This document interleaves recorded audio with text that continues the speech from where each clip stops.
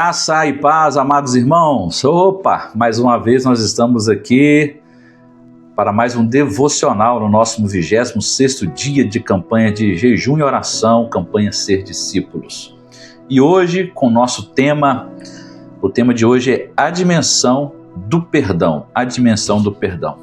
Mas antes de nós iniciarmos, eu gostaria de pedir mais uma vez, se inscreva em nosso canal, compartilhe as mensagens e deixe o seu like. Isso é muito importante para nós, muito importante para a nossa igreja, tá bom? A dimensão do perdão. Vamos ler o texto que se encontra em Mateus 18, versículo 21 e 22. Você que está com a sua Bíblia aí, abre comigo Mateus 18, versículo 21 e 22. Mateus 18, 21 e 22. Diz assim a palavra do Senhor. 18, 21 e 22. Então Pedro, aproximando-se dele, disse: Senhor, até quantas vezes pecará meu irmão contra mim e eu lhe perdoarei? Até 7? Jesus respondeu: Eu lhe digo, não até 7, mas até 70 vezes 7. É um tema muito importante para nós, um tema muito importante para o nosso devocional como os discípulos do Senhor Jesus, e muitos não gostam de ouvir essa palavra que nós vamos falar aqui hoje, tá? Sobre o perdão. A doutrina do perdão, ela é amplamente revelada na Bíblia, desde o Antigo Testamento, com o profeta Isaías, que proclama os feitos do perdão de Deus, que o perdão não saiu de nós, o perdão ele vem primeiramente de Deus. Diz assim o livro de Isaías: Venham, vamos refletir juntos, diz o Senhor. Embora os seus pecados sejam vermelhos como escarlate, eles se tornarão brancos como a neve. Embora sejam rubros como púrpura, como a lã se tornarão. Isaías 1,18. Entretanto, o Senhor renova o convite para a obediência. Se vocês estiverem dispostos a obedecer, comerão os melhores frutos dessa terra. Quando os discípulos de Jesus pediram para que ele os ensinasse a orar, o Senhor proferiu a famosa oração ao longo dos séculos e ficou caracterizada entre os cristãos como a oração do Pai Nosso. A gente percebe que essa oração ela é lida nas escolas, ela é lida nas rodas de conversa, né? O meu filho, ele sabe de qual é essa oração, ele tem 9 anos, desde pequeno, as escolas onde ele frequenta sempre lê essa oração, eles sempre oram lá, que a gente fala que é a oração do Pai Nosso. O texto do Evangelho de Mateus, no capítulo 6, destaca a ênfase repetida da necessidade do perdão, revelando a importância e a seriedade do tema. No verso 12, a gente lê o seguinte: E perdoa-nos as nossas dívidas, assim como nós perdoamos nossos devedores. Veja bem, na oração do Pai Nosso, a gente pede ao Pai que nos perdoe porque a gente perdoa os nossos devedores, as pessoas que estão nos devendo, as pessoas que nos fizeram mal, as pessoas que nos perseguem.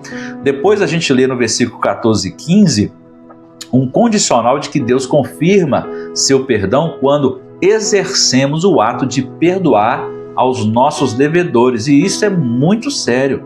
Há muitos cristãos com o coração fechado e isso traz amargura na alma e não conseguindo pela fé exercer o perdão. Meu irmão, a pessoa que não exerce o perdão vai criar uma raiz de amargura e vai trazer doenças psicossomáticas e que vão também aparecer doenças físicas nas pessoas, na pessoa que não libera o perdão. A falta de liberar perdão é um perigo para o cristão, é um perigo para as pessoas. Nós precisamos da forte intervenção do Espírito Santo de Deus para quebrar os ferrolhos e nos libertar da prática do perdão. A prática do perdão no meio cristão deve ser algo corriqueiro. As pessoas, nós somos rodeados por pessoas, quanto mais pessoas a gente tem ao nosso redor, tem a possibilidade da gente magoar e ser magoado, da gente ofender e ser ofendido, mas a palavra de Deus fala para a gente perdoar uns aos outros. No capítulo 18 do Evangelho de Mateus, Jesus coloca algumas ênfases sobre o pecado e sobre o perdão.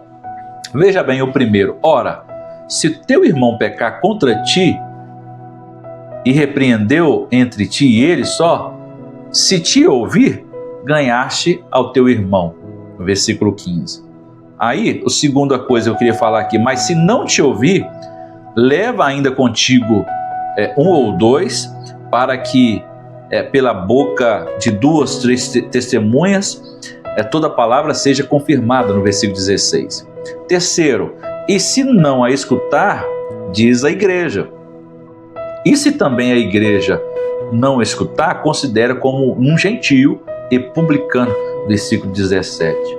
Veja bem, no versículo 18, fala sobre ligar ou desligar nos céus. Aí no versículo 19 e 20, fala sobre a importância da concordância na oração.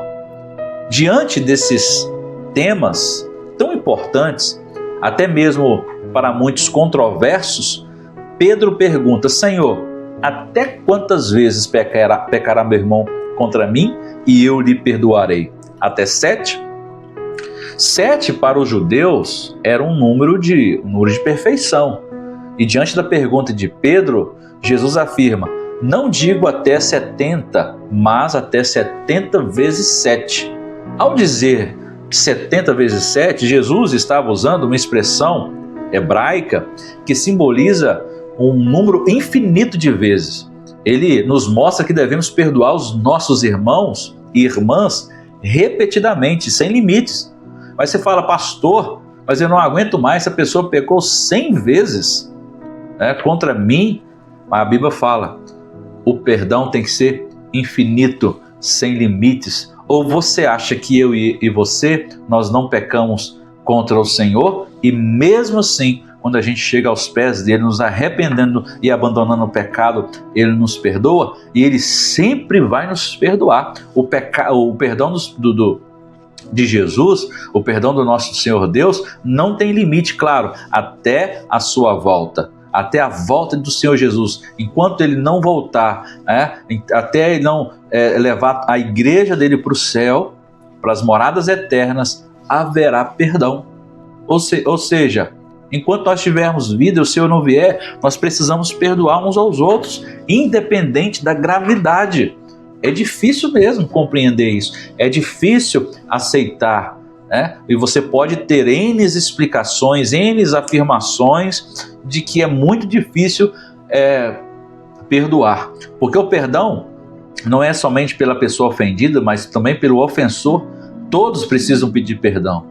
E é claro, sempre é importante levar a sério os nossos relacionamentos e não abusar da liberdade e pecar contra o irmão. Somos humanos, nós temos limites, então, ou seja, nos nossos relacionamentos a gente precisa respeitar os limites de cada um, não fazendo com que as pessoas pequem. Todavia, o perdão de Deus é algo disponível, desde que haja o quê? Arrependimento. E arrependimento não é só chorar, arrependimento não é só ficar com remorso, não, arrependimento é metanoia, arrependimento é mudança de entendimento, é mudança de atitude, é não pecar mais, é voltar atrás, é você passar por outro caminho, é não ter hábito, aquele mesmo pecado sempre, não. Mudou, arrependeu, não peco mais, não faço mais aquela coisa, pronto, acabou. Isso é arrependimento. Agora, o arrependimento pode sim, através do arrependimento verdadeiro, pode ter um choro, pode ter ali um remorso, dependendo da gravidade do pecado que a pessoa fez, pode sim contristar o nosso coração, tá bom? Mas o arrependimento verdadeiro é não pecar mais. Isso é o arrependimento verdadeiro. Tá bom? Será que você tem tido graça de Deus para exercer o perdão ao irmão que feriu você, que te machucou? Será que você tem conseguido pedir perdão pelo mal que cometeu ao seu próximo?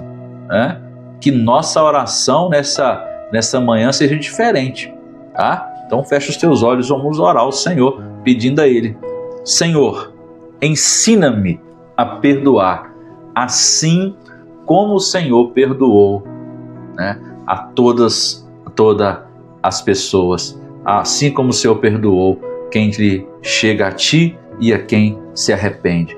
Então, ensina-nos a perdoar aos irmãos, ensina-nos a perdoar a quem nos deve, ensina-nos a perdoar a quem nos ofendeu, em nome de Jesus. Amém. Que palavra maravilhosa sobre o perdão. Que Deus possa continuar te abençoando e abra seu coração para o perdão. Libere perdão e eu tenho certeza que você estará com a alma mais limpa, com a mente mais tranquila e você vai servir a Deus com mais alegria. Deus te abençoe e até amanhã.